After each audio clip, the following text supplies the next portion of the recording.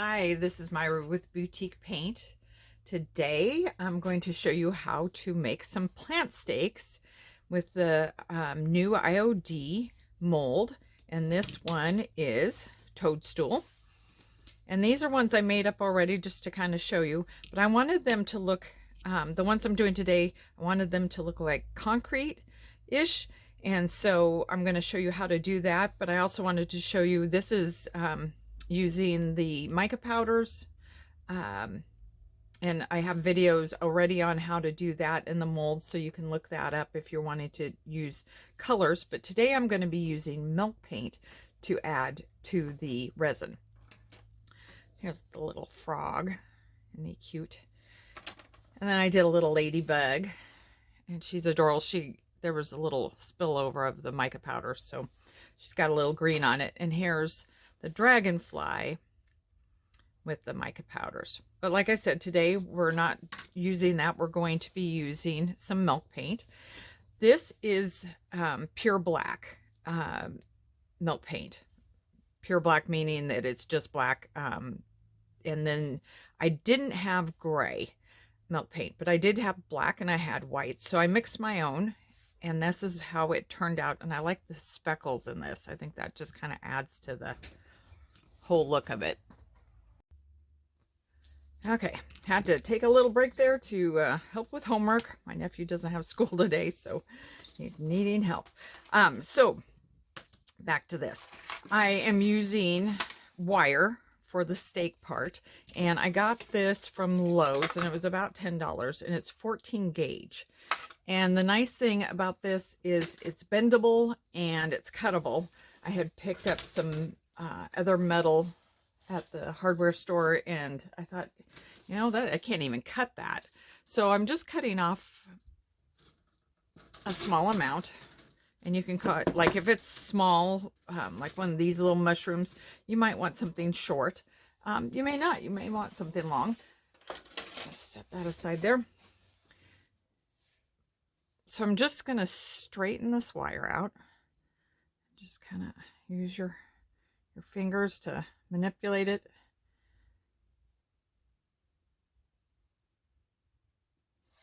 And then I'm going to take my wire cutters, the ends, and needle nose plier with a wire cutter, or you could use a pair of pliers also for this, but I'm just going to bend the end of it. And then I'm going to come on the other side of that bend, and I'm going to bend it the other way. So it's kind of making an S. And you may have to kind of work with this. Basically what we're wanting this to do is to sit in this. Now you can also put something to hold that in place, but I'm finding it works better if you can just get it so it'll sit in the mold. And this one wants to spin a little bit. Okay, a lot.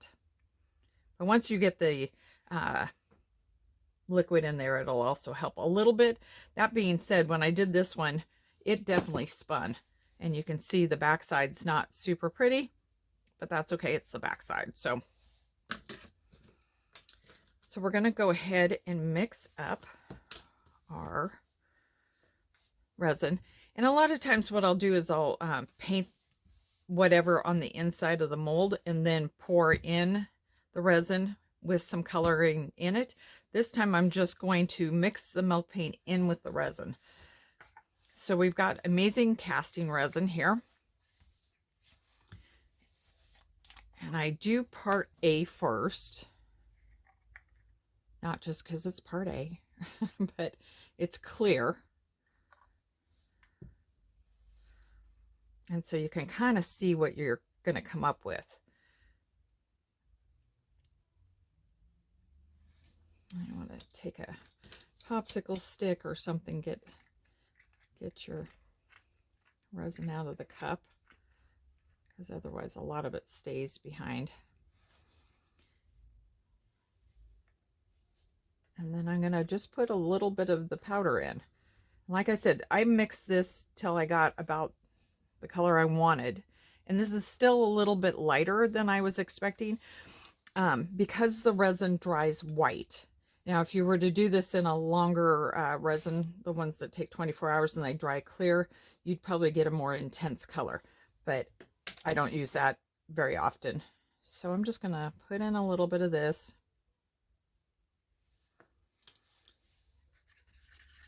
And then I'm just going to mix until it's nice and dissolved.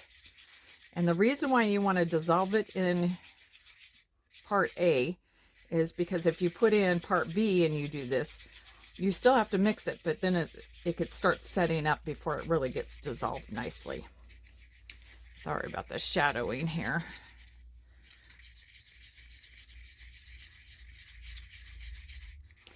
Just get that nice and mixed up.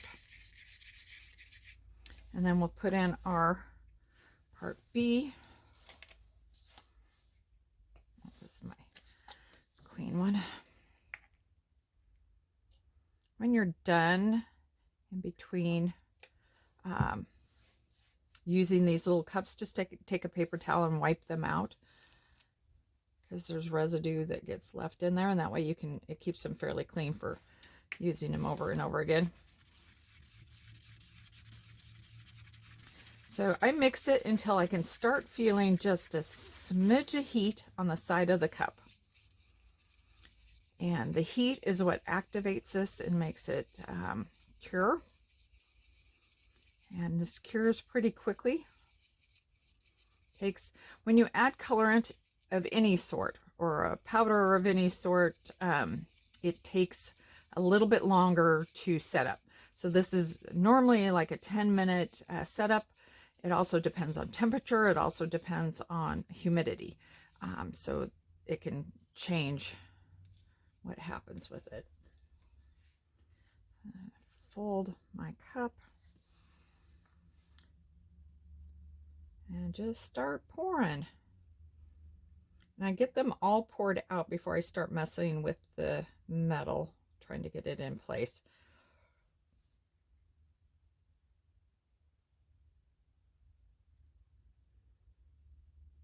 Just trying to drip down the cup here. I'm making a mess.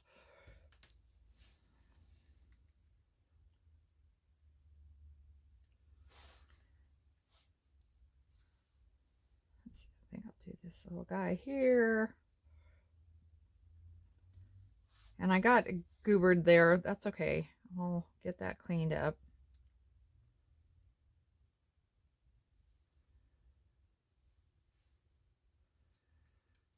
Make sure you have something, cardboard or something underneath what you're working on, so that if you spill like that, doesn't matter, because you don't want it on your dining room table. I'm gonna go ahead and do this little guy.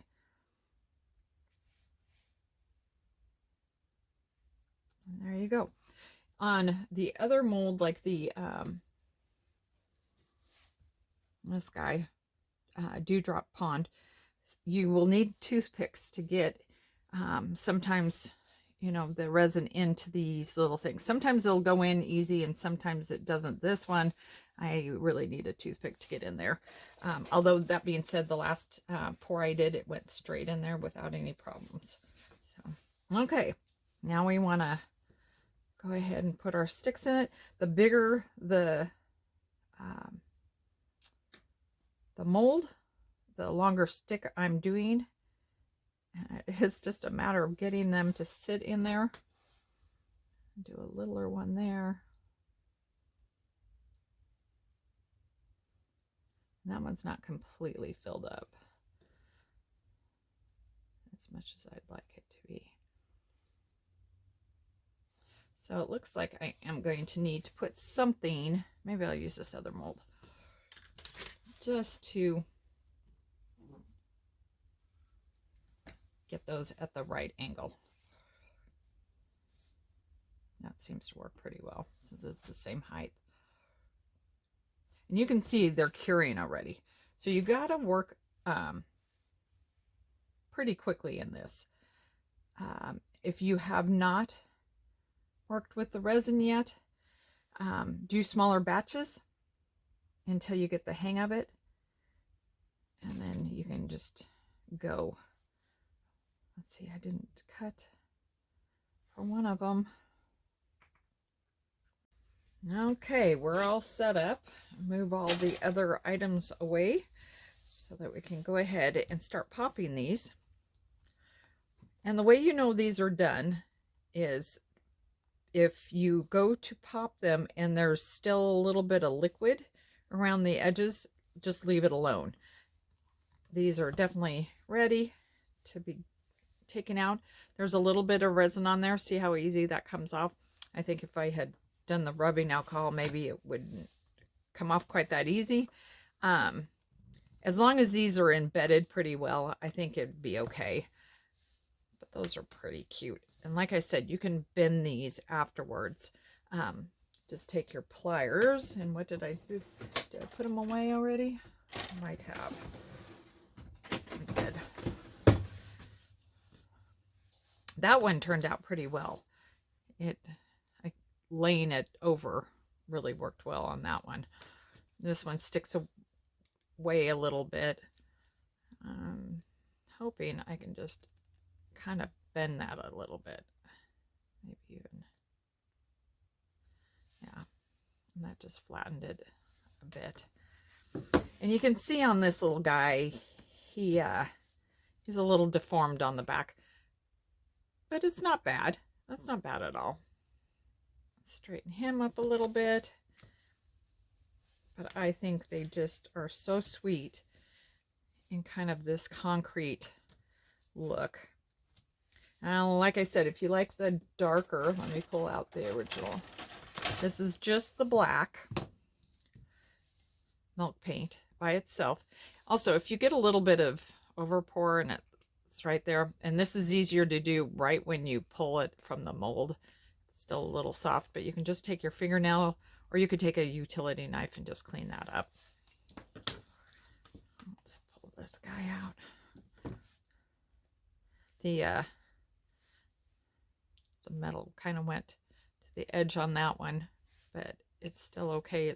You can't see it. So there's the mix of the black and white to make kind of a gray, and then this is just the black in the amazing casting resin. And this, like I said, is the 10-minute casting resin, so it normally would dry white if you don't put the coloring in it. And that is it for today. Thank you so much for joining me. If you have any questions about any of the products in this video, you can go to our website at www.boutiquepaint.com, or you can leave a comment below. Thank you. Bye.